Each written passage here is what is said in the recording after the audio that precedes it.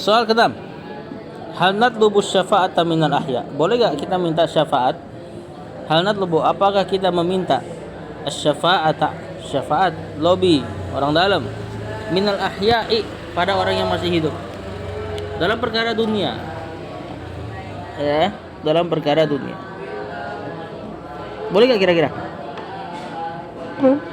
Ah? Boleh, insyaallah.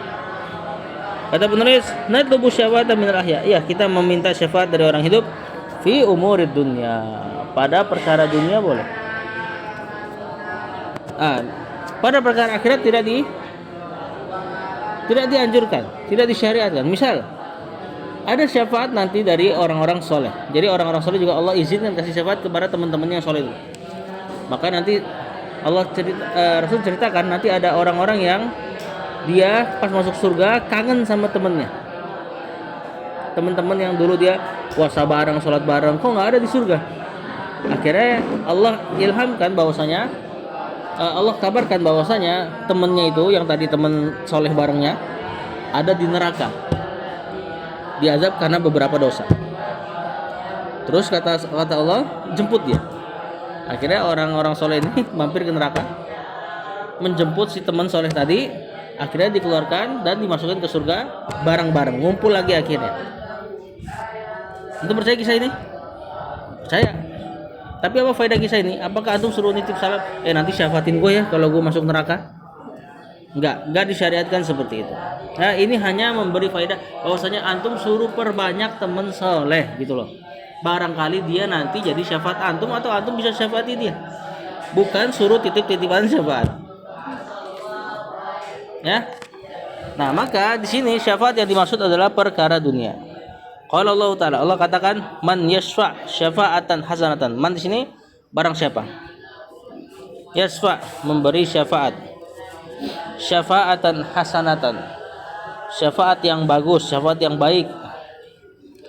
Lahu nasibun minha, maka dia mendapatkan bagian darinya. Maksudnya orang yang memberi syafaat perkara dunia kepada orang lain dapat pahala juga. Misal syafaat perkara dunia gimana? Misalnya ana jadi pengajar di sini. Antum nanti ingin jadi pengajar di sini.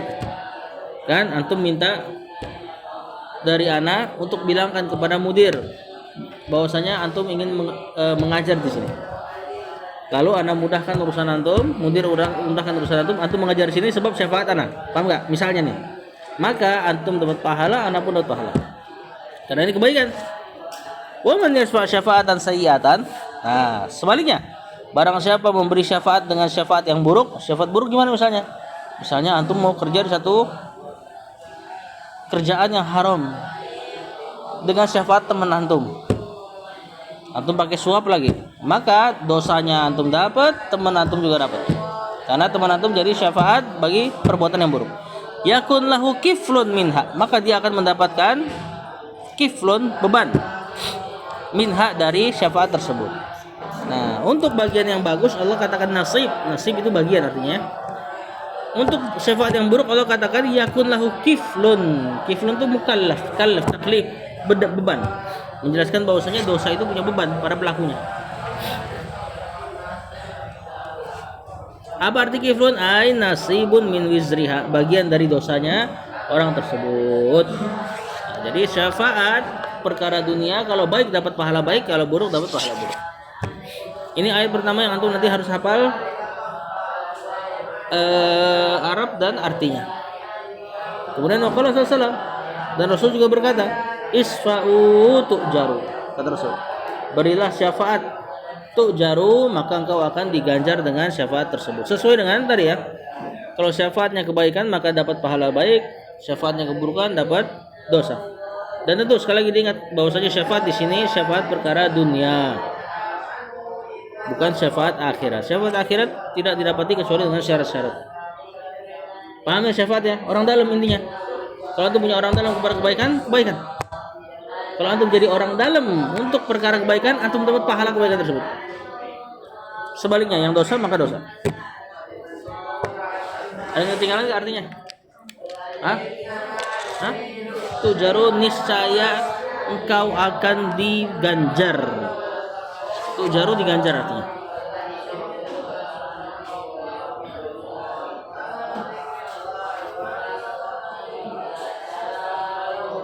berilah syafaat, niscaya engkau akan diganjar.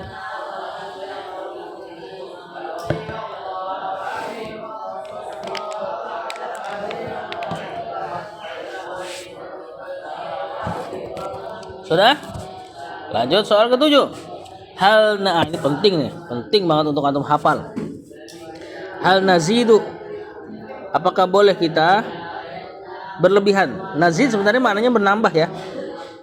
Cuma kita terjemahan berlebihan aja, lebih sesuai dengan konteks pertanyaan ini. Apakah boleh kita berlebihan fi madahir rasuli, dalam memuji Rasul?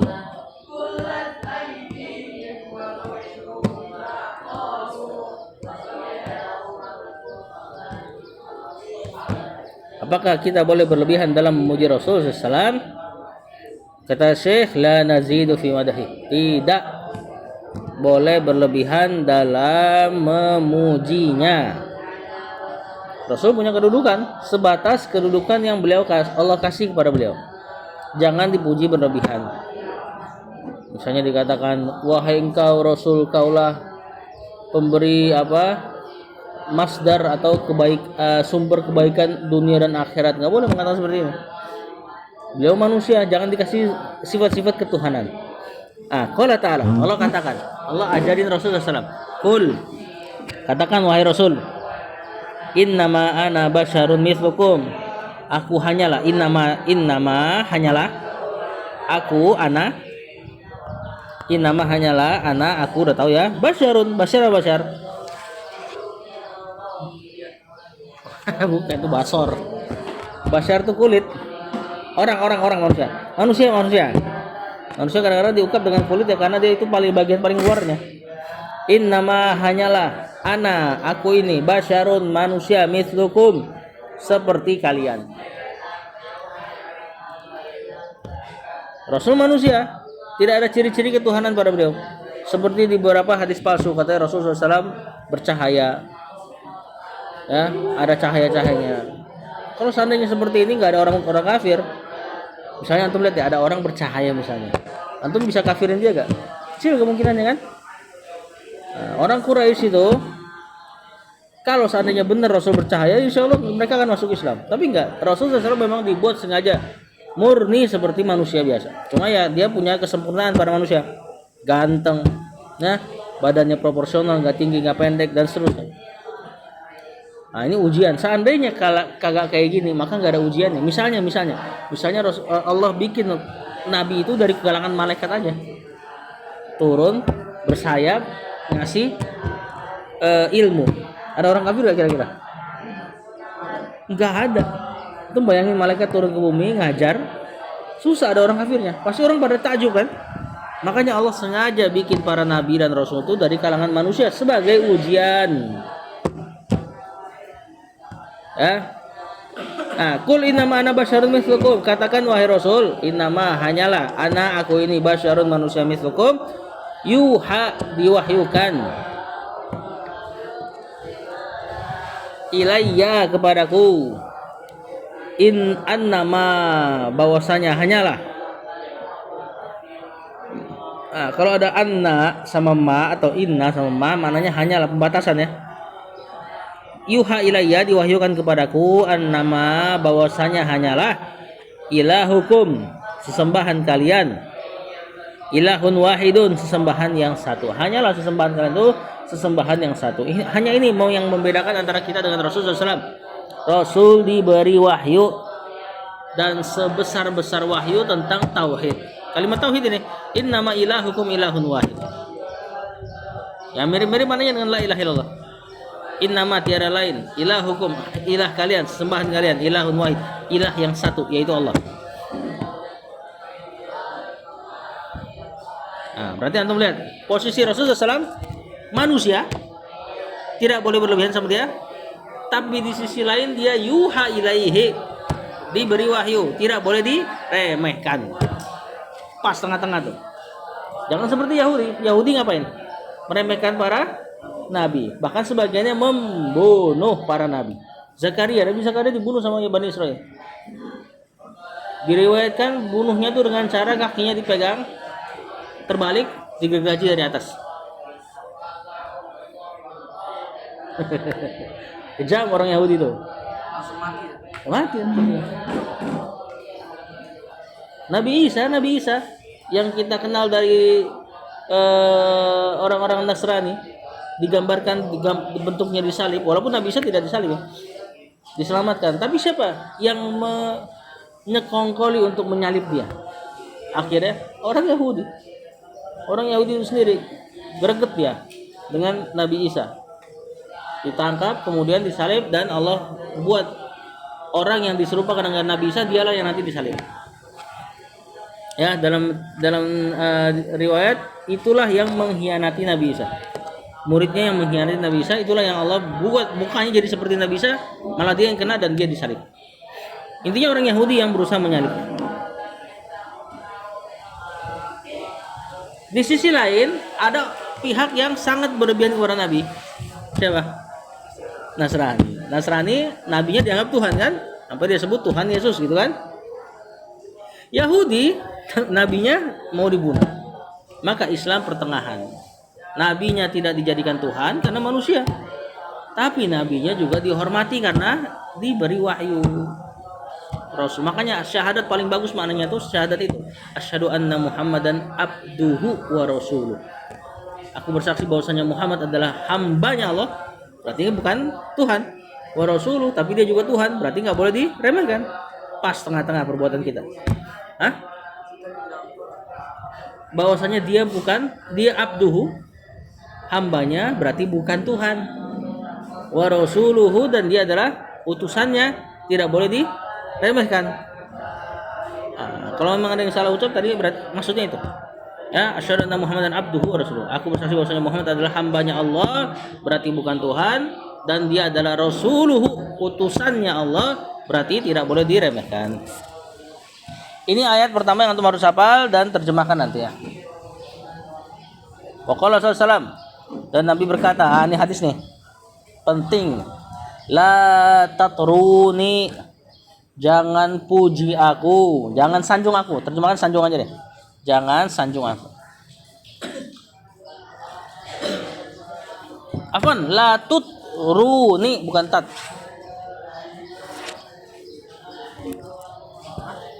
La tutruni. Kama atrat an-nasara, itu kan tak ketemu sukun kan? Tak sukun ketemu lam sukun di alif lam. Gimana cara bacanya? Sukun ketemu sukun? Hah? Sukun ketemu sukun gimana cara bacanya? Dengan atrat asalnya fi'il madi, atrat. Kemudian an-nasara ada tasdid lagi, sukun. Pada qomat as-salatu, gimana cara baca campungnya? Sukun ketemu sukun. Qad qamatis shalah, berarti ini kama atratin nasara.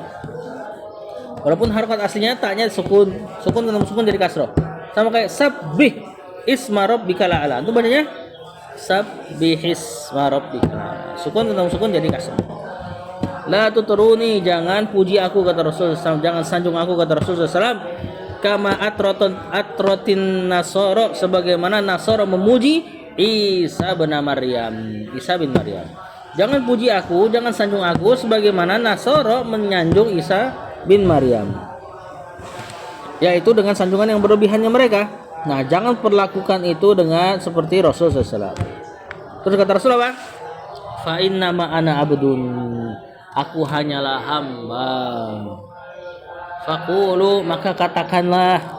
Udah belum, saudara? Sebenarnya sini maknanya harusnya antum udah ngerti nih. Ya enggak? Udah berulang ini. Fa inna ma abdun, hanyalah aku ini hamba. Faqulu, katakanlah, abdullahi wa rasuluh. Aku adalah hambanya Allah dan rasulnya Allah. Rawahul Bukhari.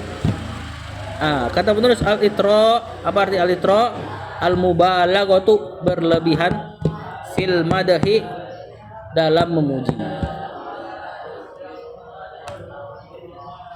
Kalau antum nanti belajar bahasa Arab, udah paham bahasa Arab, antum cek tuh nasyid-nasyidnya yang orang-orang sering bilang solawatan, itu rata-rata berlebihan kepada Nabi SAW. Makanya solawat itu cuma terbatas Allahumma sholli ala Muhammad. Yang lainnya berlebihan sekali. Sampai ada ungkapan Rasul SAW itu nur ala nur, cahaya di atas cahaya. Padahal itu ayat ada gak nur ala nur? Ada ayat Al-Quran. Allahu nurus samawati wal ard, masalu nurihi kamiskatin fiha misbah, sampai terakhirnya nurun ala nur. Nurun ala nur tuh buat Allah. Dia pakai buat menyanjung Nabi SAW, nggak boleh. Perlakukan Rasulullah SAW seperti manusia yang punya sifat ketuhanan hanyalah Allah. Tapi juga jangan remehkan karena dia Rasul, diwahyukan kepada dia wahyu dari Allah yang sampai kepada kita jadi ilmu. Jadi kepada Rasulullah SAW wahyu disebutnya. Pelajaran beliau sampai ke murid-muridnya, sahabat, sampai ke kita sekarang disebut ilmu. Ini silakan antum hafalkan hadis-hadisnya ya. Pertama tadi soal tentang syafaat dari orang hidup boleh, adanya di Quran dan hadis. Syafaat perkara dunia ingat. Dan juga masalah memuji Rasul berlebihan tidak boleh. Di ayat jelas bahwasanya Rasul hanyalah manusia yang diwahyukan. Dalam hadis lebih jelas lagi, la tutruni kama atrotin nasara. Jangan sanjung aku sebagaimana Nasrani menyanjung Isa bin Maryam. Wallahu a'lam. Silakan dihafalkan.